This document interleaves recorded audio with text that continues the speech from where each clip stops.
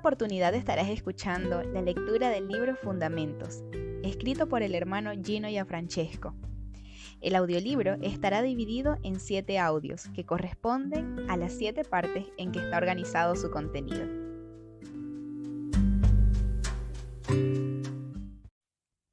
Parte 7.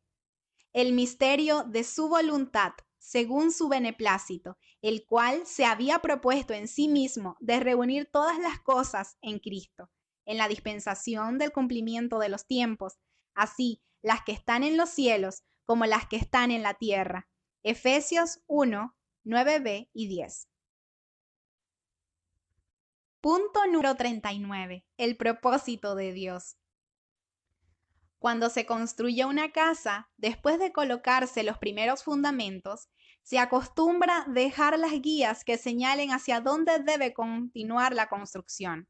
Asimismo, después de haber bosquejado brevemente hasta aquí el fundamento cristiano sobre el que descansan las iglesias de los santos, mientras peregrinan hacia la estatura del varón perfecto, con miras al reino eterno en la gloria de Dios, me ha parecido apropiado señalar las guías que muestran hacia dónde se dirige la construcción de la gran casa de Dios. Es decir, cuál es, en definitiva, el propósito de Dios hacia el cual apunta todo su operar. Enfocaremos, pues, esta consideración desde 2 perspectivas: el propósito universal y el propósito individual. ¿Qué quiere Dios con todo el universo y qué desea para cada individuo? No importa la diversidad de su función. Acudimos entonces primeramente a un importante pasaje paulino de su carta a los Efesios, en su capítulo 1, versos del 3 al 14. Subrayando aquí las frases que a este respecto nos parecen claves.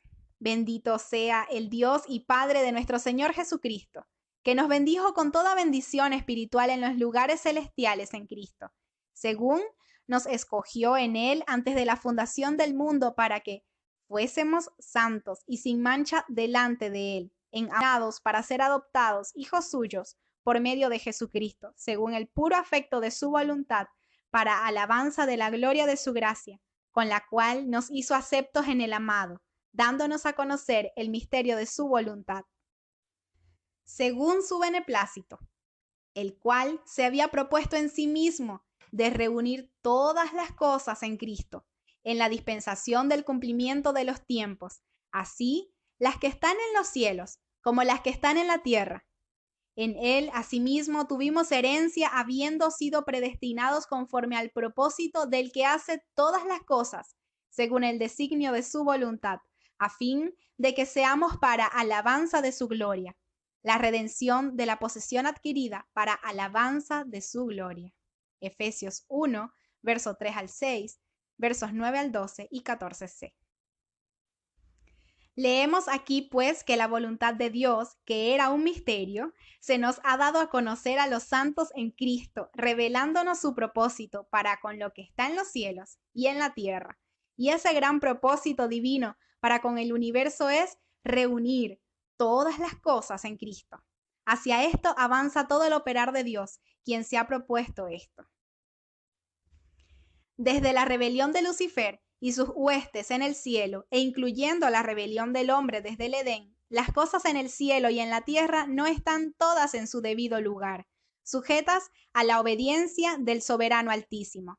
Dios, pues, que conocía todo esto anticipadamente, lo ha ordenado de manera que ahora en Cristo Jesús todas las cosas sean reconocidas por Él o sometidas a Él. Es decir, que todas las cosas sean efectivamente reunidas en el Hijo de Dios. Dios quiere hacerle bodas a su Hijo, Mateo 22:2. Quiere que Él tenga la preeminencia en todo, Colosenses 1, 16 al 20. Todo lo hizo por Él y para Él. El Hijo es el heredero de toda plenitud, por lo cual éste se ha sentado a la diestra del Padre, esperando que todos sus enemigos le sean puestos por estrado de sus pies. Pero además, Dios quiere también que su Hijo unigénito sea también el primogénito entre muchos hermanos semejantes a Él, con lo cual queda expresado el propósito para con cada hijo de Dios, llevarnos a la estatura de Cristo Jesús, conformarnos a la imagen de su Hijo, como está escrito. Y sabemos que a los que aman a Dios todas las cosas le ayudan a bien, esto es, a los que conforme a su propósito son llamados, porque a los que antes conoció, también los predestinó para que fuesen hechos conforme a la imagen de su Hijo, para que Él sea el primogénito entre muchos hermanos. Romanos 8, 28 y 29. De tal manera es dada a conocer por medio de la Iglesia a los principados y potestades en los lugares celestiales, conforme al propósito eterno que hizo en Cristo Jesús nuestro Señor. Efesios 3, 10 y 11. Dios se propuso, pues, que resultemos adoptados hijos de Dios, todos los que estamos en Cristo, viviendo en santidad e inmaculez delante de Él, para alabanza de su gloria y de su gracia. Desde la eternidad, el Padre ha amado al Hijo y le ha dado todo.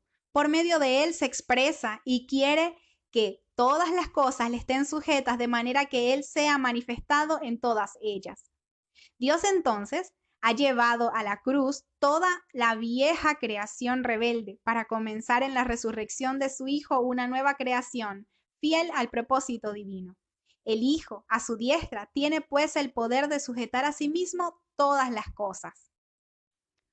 Por lo cual, habiendo enviado en su nombre al Espíritu Santo con este propósito de glorificarle, entonces opera ahora mediante su cuerpo, la Iglesia, de la cual es cabeza, trayendo por su virtud a cada miembro hacia la configuración de su propia imagen, de modo que aún la naturaleza le sea entonces sujetada para él devolverlo todo al Padre en reconciliación, habiendo juzgado a los irredentos.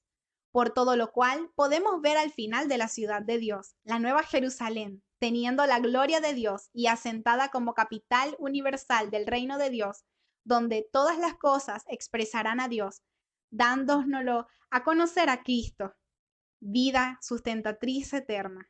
Conocer a Dios y a Cristo es la vida eterna. Juan 17:3. Lo urgente, pues, para colaborar con el propósito de Dios es traerlo todo a la obediencia a Cristo, comenzando por nosotros mismos, área tras área, y de gloria en gloria, hasta fermentar toda la masa.